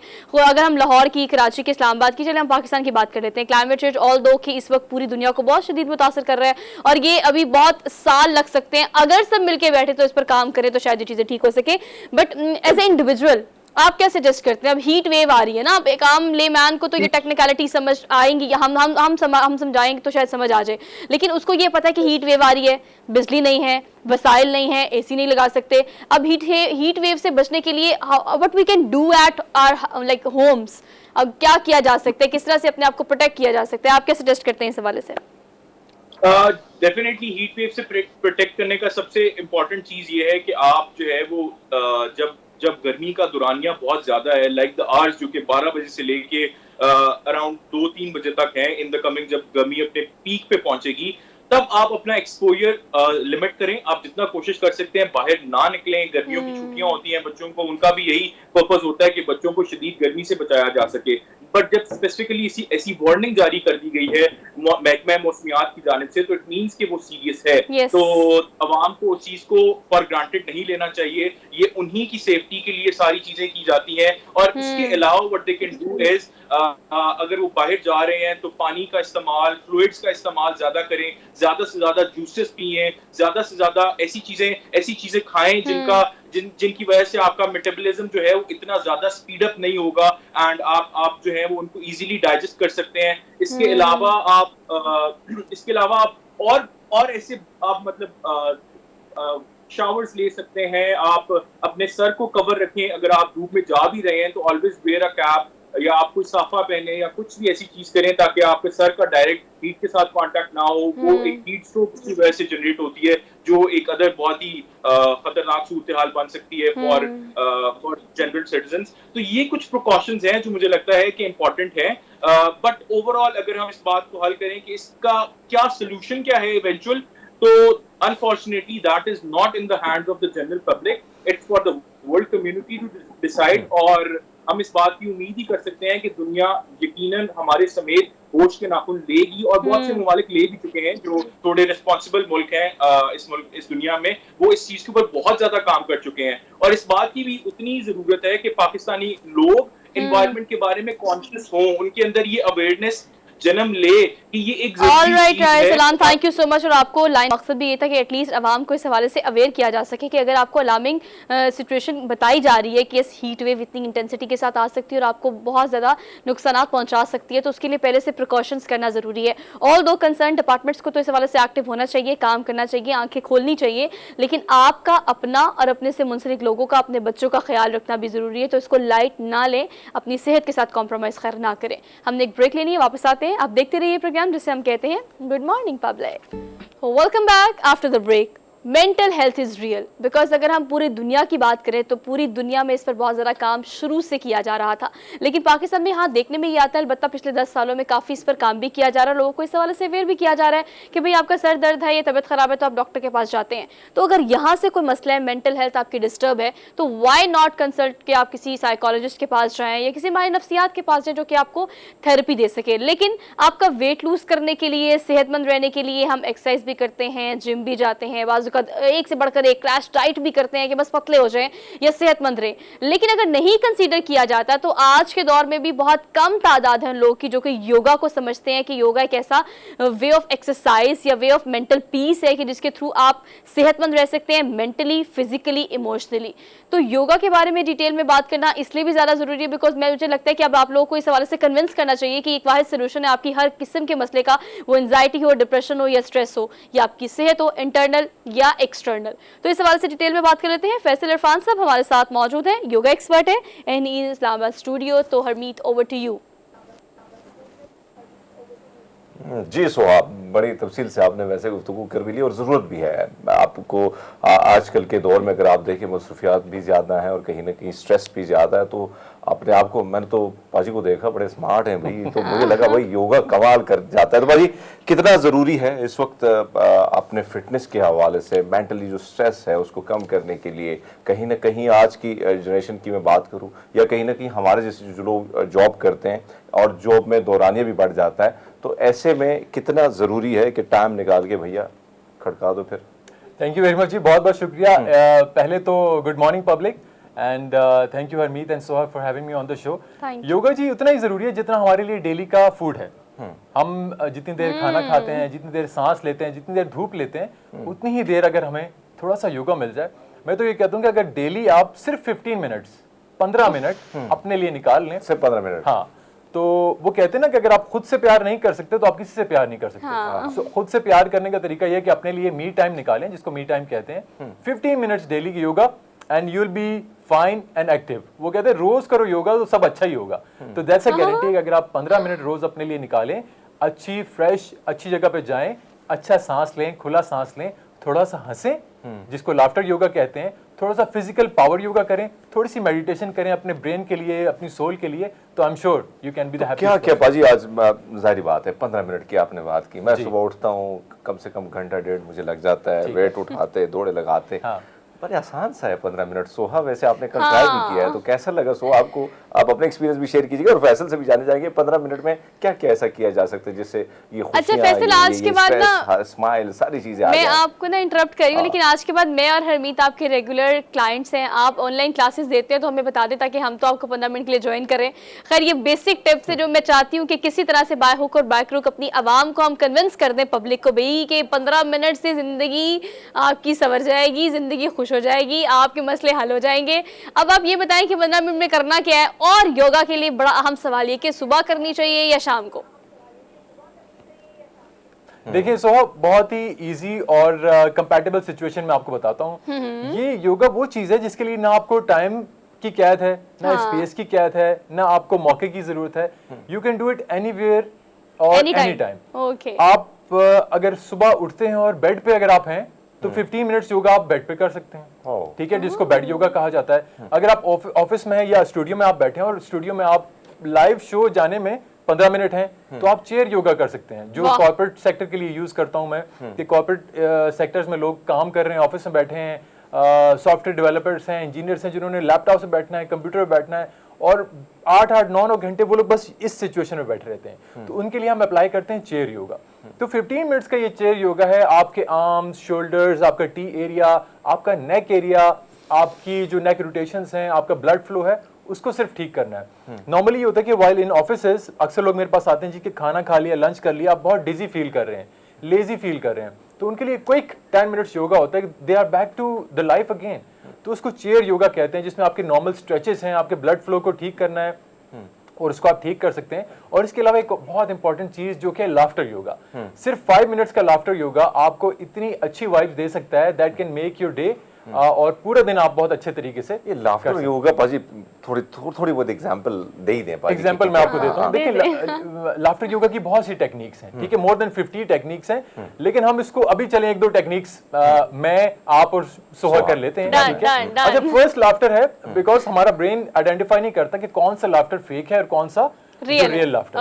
तो इनिशियली हम फेक लाफ्टर इनिशिएट करते हैं और eventually it turns out to be a real laughter, ठीक है। फर्स्ट लाफ्टर टेक्निक है अनकंडीशनल लाफ्टर, मतलब बिला वजह हंसना। तो अभी हमने एक दूसरे को देखना है और हंसना है, लाइक चलें, लेट्स डू इट। मुझे रियल आ रहा है, सॉरी मुझे रियल आ रहा है। वैसे मुझे रियल आ रहा है, देखो आपको मुझे लगता है कि स्टूडियो में Exactly. सब यही कर रहे हैं। कमाल है, कितने आप देखे ना Oh my God. फ्रेश से हो गए, दोबारा जान आ गई। Yes, it ये is. कमाल है, ये कमाल है। वैसे ये 5 मिनट के लिए आप पहले स्टार्ट करें फेक से और फिर खड़का दें। एग्जैक्टली वाह, good one. मल्टीपल टेक्निक्स है, मोर देन 50। अच्छा अच्छा, ठीक। एक और चीज गर्मियां आ रही हैं बाजी, और गर्मियों में फिर सुस्ती जो है, नींद आना शुरू हो जाती है कहीं ना कहीं। फिर आप सोचते हैं कि मैं कुर्सी पे बैठा हूँ, मेरी तरह शायद वो कहता है मैं इधर ही लेट जाऊँ। आप ये जो है, अब हमारे जैसे ऑफिस में काम करने वाले जो लोग हैं, क्या करना चाहिए बाजी कि आप बिल्कुल उसी Fresh तरह एक्टिव हो हो जाए, जाएं। सुबह सुबह हम फ्रेश उठते हैं? अच्छा जी, इसके लिए मैं बताऊंगा योगा फॉर एक्टिव फील। और योगा फॉर एक्टिव फील करने के लिए ये है कि आपने, अगर आप ऑफिस में हैं, या फॉर एग्जांपल हम अपनी बात कर लेते हैं, हम स्टूडियो में बैठे हैं और आपको बहुत लाइव जाना और नींद आ रही है, आपने लस्सी पी ली है 2 गिलास बड़े वाले, ठीक है, और आप चाहते हैं कि मैं एक्टिव हो जाऊं, कोई ऐसा मसला नहीं है। देखिए, हमारा brain is like a power station. इस पावर स्टेशन को हमने एक्टिव करना है ताकि अच्छे से ये फ्यूल सप्लाई करो और हम एक्टिव रहें। इसके लिए आपने करना है, use your right hand and make this switch, thumb और छोटी फिंगर। अच्छा, ये थंब और छोटी फिंगर एक हाथ से, अच्छा, राइट हैंड से, ठीक है, और छोटी फिंगर भी आपने निकाल ली। अच्छा, ये ठीक है। थंब से आप कवरिंग करेंगे राइट नॉस्ट्रिल को, अच्छा, और लेफ्ट से करेंगे इनहेल। अब आपने 5 सेकंड्स होल्ड करना और छोटी फिंगर को लेफ्ट नॉस्ट्रिल पे रखना है और राइट से एक्सहेल करना है। अच्छा, फिर राइट से इनहेल करना है, प्रैक्टिस करनी है, स्विच करना है, और लेफ्ट से एक्सहेल करना है। ये आपने करना है 3 दफा। अच्छा, वैसे मुझे एक दफा करते हुए भी गुजारा हो गया भाई। हाँ, हो जाता है। तो आप ये करके देखें तो आप यूल बी फील हैप्पी कि आपका हाफ ब्रेन यहाँ से ब्रीथ कर रहा है, हाफ ब्रेन यहाँ से ब्रीथ कर रहा है, तो वो दोनों मिलके अपनी ब्लड सप्लाई को ऐसा एक्टिव करते हैं कि आपकी नींद भाग जाती है। So this is the most active thing जो आप गर्मियों में जरूर कीजिए। अच्छा अरसलान, $1 मिलियन क्वेश्चन इज कि अब योगा जो है वो आवाम में बहुत कम मकबूल है। मतलब पहले बहुत ज़्यादा हम इस चीज़ पर बात कर लेते हैं कि आवाम को इस बात पे कन्विंस करना है कि मैं आपको लिख कर देती हूँ कि आपके 99 मसलों का हल इसमें है। वो एंजाइटी है, वो डिप्रेशन है, वो स्ट्रेस है। आपको पता है ये मसले कितने ज़्यादा हो गए, और बड़ों में नहीं बच्चों में भी हो गए हैं। अच्छा, अब मेडिटेशन जो है वो योगा का एक बड़ा ज़बरदस्त सा पार्ट है। अगर आप सुबह सुबह उठते हैं, आप तो 15 मिनट की बात करें, हमने ये भी सुना हुआ है, बल्कि प्रोग्राम में कई दफ़ा योगा पे हम डिटेल शो भी कर चुके हैं कि 5 मिनट के लिए आपने सिर्फ ब्रीथ इन ब्रीथ आउट करना है, but the right way to breathe in and breathe out. तो आपको ये पता होगा कि भी आपने किस तरह से अपनी ज़िंदगी संवारनी है। तो ब्रीथ करने का सही तरीका, या उठते साथ ही yoga is meditation is a part of yoga, तो उठते साथ क्या करना चाहिए आवाम को, ज़रा ये बता दें क्विकली। अच्छा सोहा, मैं आपको ये बताता चलूं कि जितने भी बड़े पब्लिक स्पीकर्स हैं, जितने भी बड़े एथलीट्स हैं, जितने भी बड़े एक्टर्स, परफॉर्मर्स हैं, वो अपनी परफॉर्मेंस से पहले एक छोटा सा सेगमेंट मेडिटेशन का जरूर करते हैं। ठीक है, वो आपको ये, आपके ब्रेन को ये मैसेज दे देता है कि that you are capable of doing it, you are the best, you are the best performer. तो आपको ये रियलाइज हो जाए तो you have the best confidence. Yoga basically आपको एक पावर देता है अपनी बॉडी को सप्लाई करने के लिए, और मेडिटेशन आपको ये रियलाइज करवाती है कि yes you can do it, you are the best. तो उसके लिए जरूरी है कि जब आप उठें सुबह या आप कोई भी एक्टिविटी करने लगे तो 5 मिनट की मेडिटेशन एक्सरसाइज आप कर लें। Close your eyes, feel relaxed. आप दीवार के साथ टेक लगा के बैठ जाएं, आप कहीं लॉन में बैठे हैं तो वहाँ आप आलती पालती मार के इजी होके कंफर्टेबल होके हाथों की ये पोजीशन आप बना के आंखें बंद करें and feel like that you are being surrounded by all the positive vibes of this world, जिसमें आपकी नेचर है, आपकी सन है, आपकी लाइट है, आपकी फ्रेश एयर है, आपकी ग्रीनरी है इनसाइड यू, और वो आपके अंदर एब्जॉर्ब हो रही है। And meanwhile taking out all the black spots, all the fear of unknown, आपकी जितनी वीकनेसेस हैं वो आप बाहर निकाल रहे हैं। आपने स्लोली इनहेल करना है नाक से और उसको एब्जॉर्ब करना है, और स्लोली एक्सहेल कर देनी है सारी वीकनेसेस। ये आपने 5 टाइम्स करना है। उसके बाद आपने 5 टाइम्स ये करना है कि इनहेल कीजिए, 5 सेकंड्स अपने काउंटर में उसको होल्ड कीजिए और उसको स्लोली एक्सहेल कर दीजिए। 5 टाइम्स आपने ये करना है। जब आप ये कर लेंगे तो यू विल मेक श्योर कि आपका ब्रेन उसी तरीके से काम करे जिस तरीके से आप उसको करना चाहते हैं, and you will be feel happy. पर एक और बात जो हम देखते हैं रोजमर्रा की जो लाइफ है, सांस लेने का तरीका, बहुत सारे योगी जो हमारे आते हैं शोज में, वो कहते हैं कि भैया ये ढंग ठीक नहीं है। इस पर आप क्या कहेंगे, किस तरह तरीके अख्तियार होना चाहिए, कहीं ना कहीं वो आपको फायदा, आपके फेफड़ों को भी, आपके लंग्स को जो है वो फायदा पहुंचा सकता है। अरसलान, ये चीज भी ऐड कर ले, ये चीज भी साथ ऐड कर ले कि जब न्यूज कास्टिंग की ट्रेनिंग हमें मिल रही थी ना, तो सांस लेने का सही तरीका हमें बताया गया। क्या यही सही तरीका है कि जब आप सांस लेते हैं तो आपका पेट एक बालून है जिसमें हवा भरनी चाहिए। नॉर्मली 90% लोग गलत तरीके से सांस लेते हैं बिकॉज वो उनका पेट अंदर चला जाता है जब वो इनहेल कर रहे होते हैं। तो ये क्या सही तरीका है? इसको भी सेकंड कीजिएगा। जी, बिल्कुल बिल्कुल ऐसे ही है जी। सांस लेने का तरीका जब योगा फिटनेस की आप बात करते हैं तो उसमें अलग है, क्योंकि जब आपने वार्म अप करना है तो आपने अलग सांस लेना है, आपने नाक से लेना है और नाक से एक्सहेल करना है। Okay. और at the end of the exercise जब आपने कूल डाउन करना है तो आपने नाक से इनहेल करना है और मुंह से एक्सहेल करना है।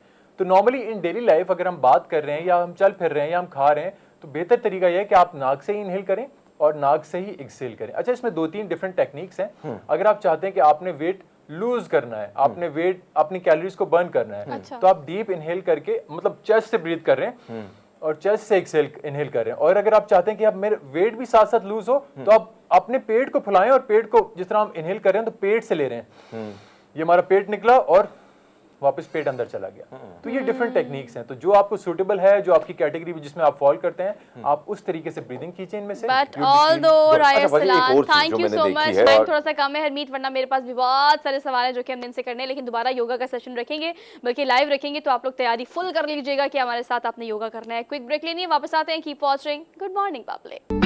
Welcome back after the break. आजकल बड़ी कॉमन प्रैक्टिस है, एक बंदा या एक बंदी जिसको आप देखें कि उसके पास अच्छा बैंक बैलेंस हो, अच्छी गाड़ी हो, अच्छा फ़ोन हो, या फिर ब्रांडेड कपड़े पहने हो, ब्रांडेड मेकअप हो, ब्रांडेड बैग हो, ब्रांडेड जूता हो, तो हम कहते हैं बंदा ब्रांड है भाई, ये बंदा ब्रांड है, इससे बना के रखो, या इसके साथ बनाने की कोशिश हम करना शुरू कर देते हैं। बैक ऑफ द माइंड कहीं ना कहीं चल रहा होता है कि यार ये बंदा अच्छा है, या बंदा पैसे वाला है।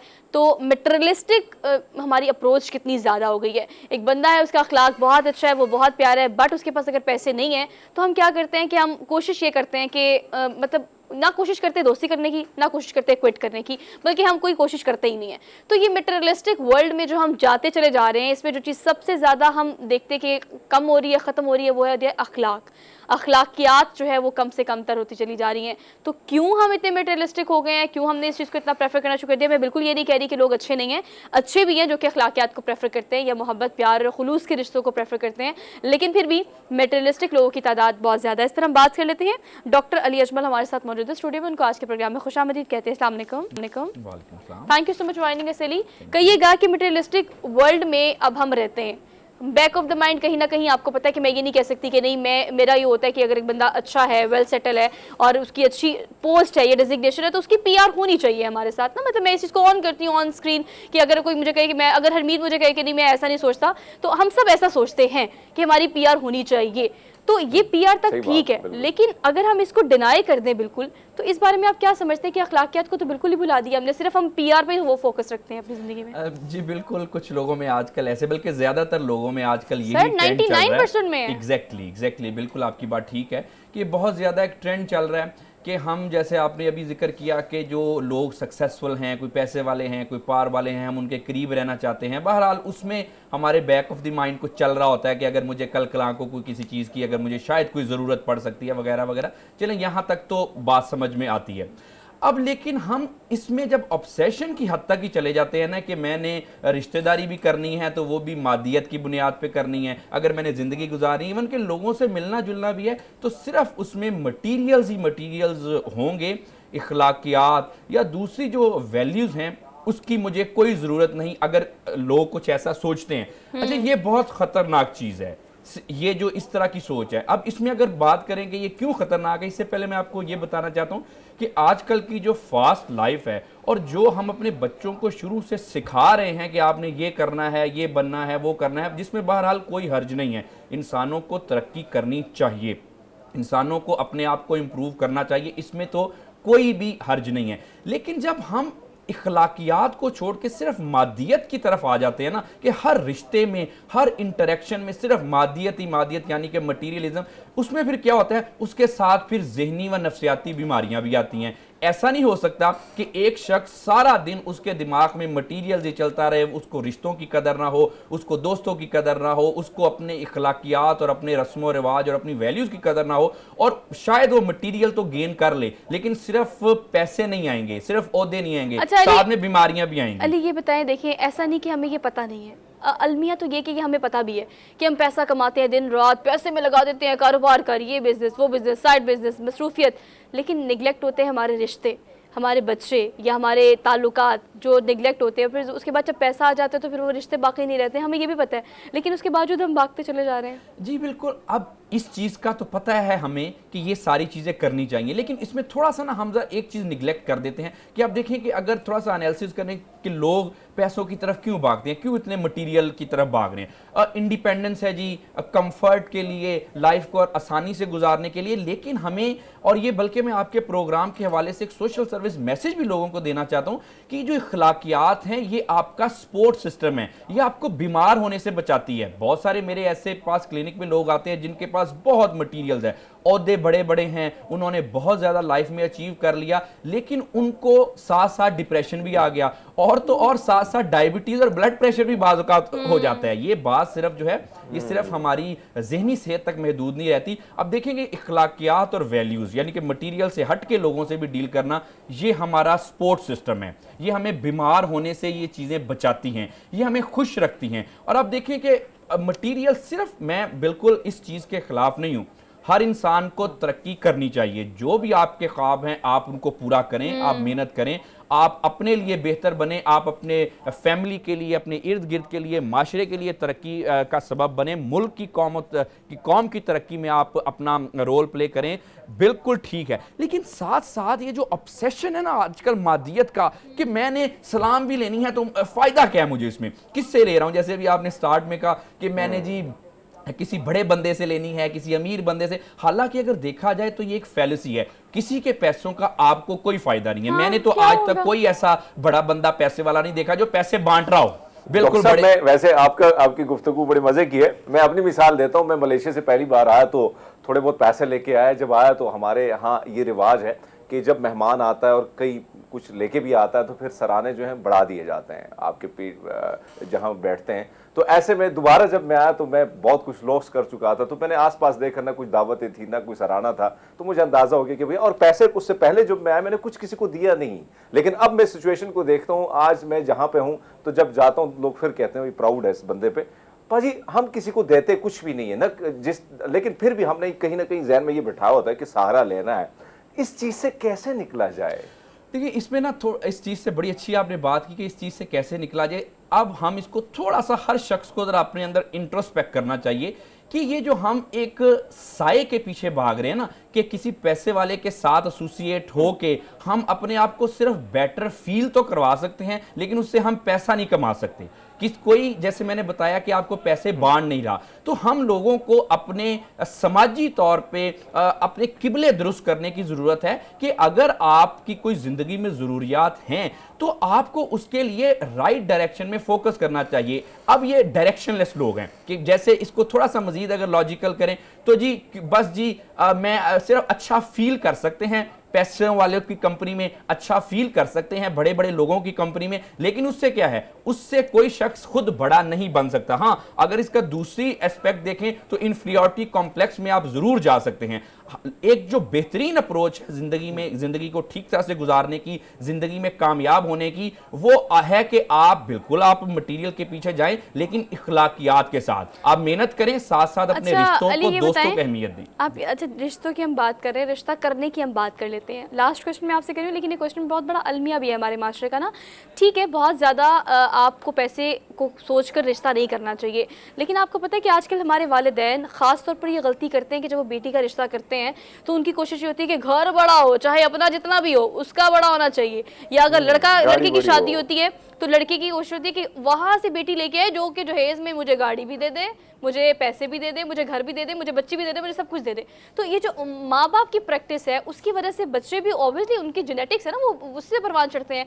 तो रिश्ते बनाने में भी हम बहुत मटेरियलिस्टिक हो गए हैं। क्या उसमें मोहब्बत, प्यार या खुलूस को बिल्कुल ही निगलेक्ट कर दिया हमने? जी बिल्कुल, ये बहुत बड़ा एक अलमिया है कि हम ये जो इखलाकियात है और ये जो खुलूस, मोहब्बत, प्यार और कंपैटिबिलिटी, इसको इग्नोर कर देते हैं और सिर्फ मटेरियल के पीछे भागते हैं। अच्छा, अब ना ये ज़रा कुछ लोगों की मैं यहाँ पे बताना चाहता हूँ, ये कुछ फ्रस्ट्रेशन है कि अगर जैसे किसी का खुद घर छोटा है या किसी ने कुछ लाइफ में महरूमियाँ देखी और वो सारी चीज़ों को उसी महरूमियों के इर्द गिर्द जर्नलाइज कर बैठा कि रिश्ता करूँगा तो बहुत अमीर घराने में, बेटा ब्याना है या बेटी तो बड़ी अमीर घराने में, वो जो महरूमी थी उनकी पहली अपनी फ्रस्ट्रेशन, उन्होंने उस पर बहुत ज्यादा फोकस करके बाय द वे गलत डिसीजन ले लिया। मटेरियल्स की लाइफ में इंपॉर्टेंट है, लाइफ में कुछ कंफर्ट होने चाहिए, इतना मटेरियल होना चाहिए कि आप ठीक तरह से जिंदगी गुजार सके, लेकिन शादीशुदा जो जिंदगी है उसमें जो मटेरियल्स है उसकी एक फैक्टर जरूर है कि शादी को कामयाब करने का, लेकिन दूसरे फैक्टर बहुत ज्यादा है। इसीलिए तो आप देखें आजकल डाइवोर्स रेट कितना है, आजकल अनप्रेसिडेंटेड लेवल पे हमारे मुल्क में डाइवोर्स रेट है। सबसे ज्यादा आप देखें केसेस जो हैं वो डाइवोर्स के फाइल होते हैं, उसके बाद चाइल्ड कस्टडी के मसले हैं, और ये सारी चीजें इसीलिए आ रही हैं कि हम जब रिश्ते जोड़ रहे हैं तो हमारे किबले दुरुस्त नहीं है। अच्छा अली, आपकी इसी बात को कंक्लूड करती हूँ मैं, ये वाकया बिल्कुल ठीक कह रहे हैं कि हम रिश्तों की बुनियाद ही जब पैसे और मटेरियलिज्म को रख देते हैं तो फिर रिश्ते परवान कैसे चढ़े। आपने कभी किसी को देखा है कि बहुत पैसा और वो सारा पैसा कब्र में साथ ले गया हो? ऐसा हो नहीं सकता। तो रिश्ते, मोहब्बत या प्यार, माइंड माय वर्ड्स, ये चीज़ें हैं जो आपके साथ ज़िंदगी भर रहती हैं, बल्कि मौत के बाद भी आपके लिए दुआ होती हैं। तो कोशिश करें थोड़ा मटेरियलिस्टिक थोड़ा कम हो जाए, ज़्यादा नहीं थोड़ा कम हो जाए, कोशिश करें आप हो जाएंगे। खैर आपसे लेनी अब हमें इजाज़त, इंशाल्लाह मुलाकात करेंगे आपसे कल। अपना बहुत ज़्यादा ख्याल रखिएगा। अल्लाह हाफ़िज़।